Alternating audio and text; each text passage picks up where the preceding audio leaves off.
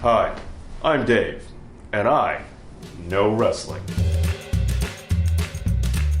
Do you want a wrestler that was once a crappy version of his dad? Do you want a wrestler that was once a crappy version of his own brother? Do you want a wrestler who then found his greatest success by pulling a reverse nepotism after dropping both of his previous fictional names? Then allow me to introduce to you my client for Dave Knows Wrestling's honest promos, Stardust, or Cody Rhodes, or just Cody, or Cody Runnels.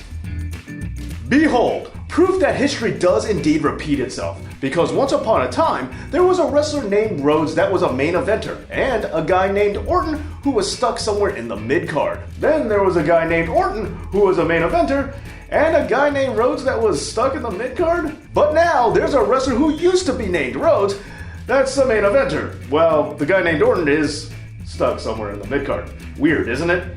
Anyway, Cody made his own name mean something after no longer living off of his father's or brother's legacy. Or even Orton's legacy now, come to think about it. Nope, instead he's been firmly riding on the waves of the Bullet Club, a faction that's kinda living off of the NWO's legacy and also DX's legacy by invading Raw. But forget about that. Cody is an indie darling and has become the poster child for all things non-WWE. Primarily because of his time in the WWE? However, now that he's out, he's managed to prove how much the house that McMahon built held him back, and he can finally flourish now that the shackles have been taken off. He's proven that he can be a big money draw, helping to sell out the All-In show in under a half an hour. Although it was only 10,000 seats and without ticket restrictions, they could have all been bought by scalpers just hoping that the ticket value will go up in time.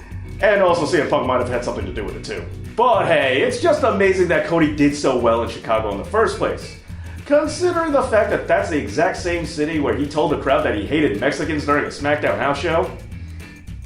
You know what? Let's not focus on that bit of mic mismanagement, especially since that was supposedly just an in-character heel promo, and also because if we're going to pick on something about his mic skills, let's be honest, we would probably have to bring up his terrible lisp instead. Which might be why WWE had him wear that ridiculous face guard for so long, feeling that they had no choice but to use an actual mask to mask his deficiency.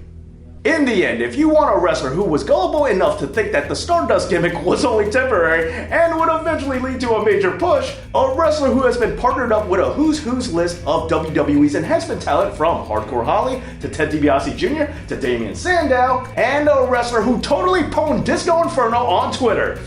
That was amazing. Then allow me to introduce to you my client for Dave Knows Wrestling's honest promos, the American booking nightmare, dashing out the door of Titan Towers, bitter dust, Cody Runnels, or Cody Rhodes.